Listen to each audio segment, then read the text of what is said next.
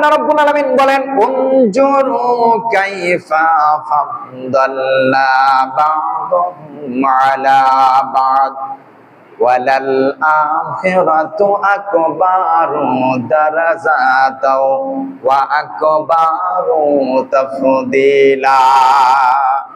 আল্লাহ পাক রব্বুল আলামিন বলতেছে, হে নবী, আপনি খেয়াল করে তাকায় দেখুন, আপনি খেয়াল করুন, দুনিয়ার বুকে একজনকে আরেকজন উপরে আমি সফলতা দান করেছি, একজনের উপরে আরেকজনকে আমি সম্মান দান করেছি, একজনকে আরেকজনের উপরে একদম উচ্চ শিখরে আমি পৌঁছায় দিয়েছি। সুবহানাল্লাহ বলেন। তার মানে আল্লাহ পাক রব্বুল আলামিন এখানে এমন ভাবে সুন্দর ভাবে তুলে ধরেছেন যে আমার নবীকে আল্লাহ পাক রব্বুল আলামিন একটু উনজুরু কাইফা ফাদ্দালনা বা'দাহুম আলা বা'দ, আল্লাহ পাক রব্বুল আলামিন নবীকে বলতেছেন, হে নবী, দুনিয়াতে আপনি খেয়াল করুন, আপনার প্রথমে আমরা যদি খেয়াল করি একটু, তাহলে দেখা যায় আমাদের এই ওয়ার্ড আছে না, এই ওয়ার্ডের মেম্বার আর এই ওয়ার্ডের যে দায়িত্বশীল যারা আছে, যারা মোড়ল যারা আছে, এই মোড়লের সম্মান বেশি না সাধারণ জনগণের সম্মান বেশি?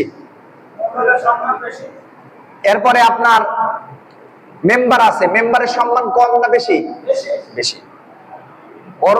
ওর দায়িত্ব হচ্ছে আপনার ইউনিয়ন পরিষদের, ওর যেই ওয়ার্ড আছে এই ওয়ার্ডের সব কিছুর দায়ভার তার উপরে আছে এবং তার সুখ দুঃখের সময় সে পাশে থাকবে। তার মানে সে আমাদের প্রতিনিধিত্ব করছে।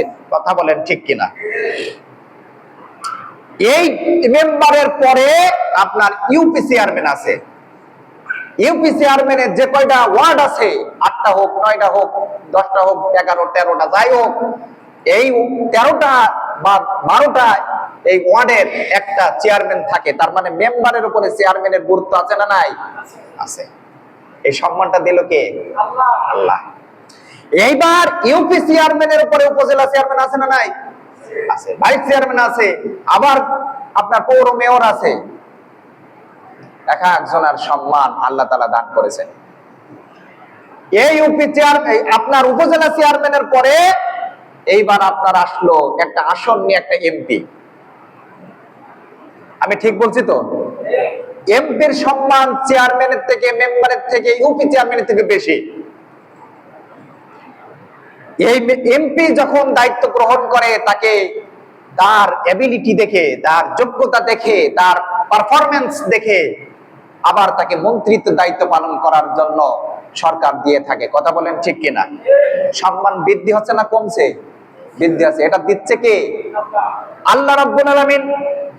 এভাবে এমপি থেকে মন্ত্রী, তারপরে সচিব, তারপরে আপনার প্রধানমন্ত্রীর দায়িত্ব, তারপরে স্পিকারের দায়িত্ব, এইভাবে রাষ্ট্রপতির দায়িত্ব পর্যন্ত দিয়ে দিয়েছেন। আল্লাহ রাব্বুল আলামিন কুরআনুল কারীমের ভিতরে এভাবে বলছেন, উনজুরু কাইফা ফাদ্দালনা বা'দাহুম আলা বা'দ ওয়ালাল আখিরাতু আকবারু দারাজাতাও ওয়া আকবারু তাফদীলা।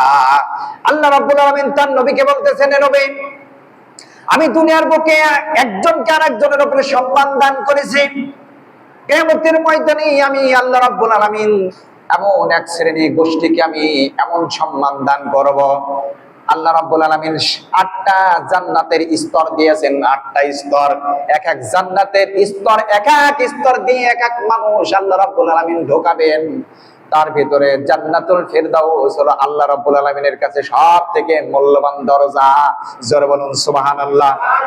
আল্লাহ রাব্বুল আলামিন বলেন, কিয়ামতের ময়দানে আমি এই সমস্ত জান্নাতুল ফেরদাউসের জান্নাতের মেহমানদেরকে আমি এইভাবে স্তরে স্তরে সবাইকে মর্যাদা দান করায়া জান্নাতের ভিতরে আমি দাখিল করব। সুবহানাল্লাহ বলবেন না? ওয়ালাল আখিরাতু আকবারু দারাজাতাও ওয়া আকবারু তাফদীলা। দুনিয়াতে আমি যে সম্মান দান করেছে তার থেকে অধিক সম্মান আমি কিয়ামতের ময়দানে তাদেরকে দান করব। সুবহানাল্লাহ। এই সম্মান আল্লাহ তাআলা কাদেরকে দিবেন? আমাদেরকে দিবেন না? আমার আপনাদের বিশ্বাস হয় না নাকি? আপনাদের বিশ্বাস হয়? তো কথা বললেন না কেন? বিশ্বাস হয় যদি হয় তাহলে একটু জোরে বলেন, আমার সম্মান দান করবে কাদেরকে? আমাদেরকে। কিন্তু এই যোগ্যতা আমাদেরকে দান, আমাদেরকে এই যোগ্যতা আমাদেরকে অর্জন করা লাগবে। যোগ্যতা যদি আপনি অর্জন না করেন, আল্লাহ তাআলা আপনাকে সম্মান দেবে না। কারণ এই যোগ্যতা আমাদেরকে চেয়ে নিতে বলছে। কে চেয়ে নিতে বলছেন? প্রতি নামাজে আমরা একটা দোয়া করি, এই কথাটা আমি বলবো। কিন্তু বর্তমান বাংলাদেশের পরিস্থিতি যে অবস্থা, একেবারে আপনার গ্রাম থেকে, সমাজ থেকে, রাষ্ট্র থেকে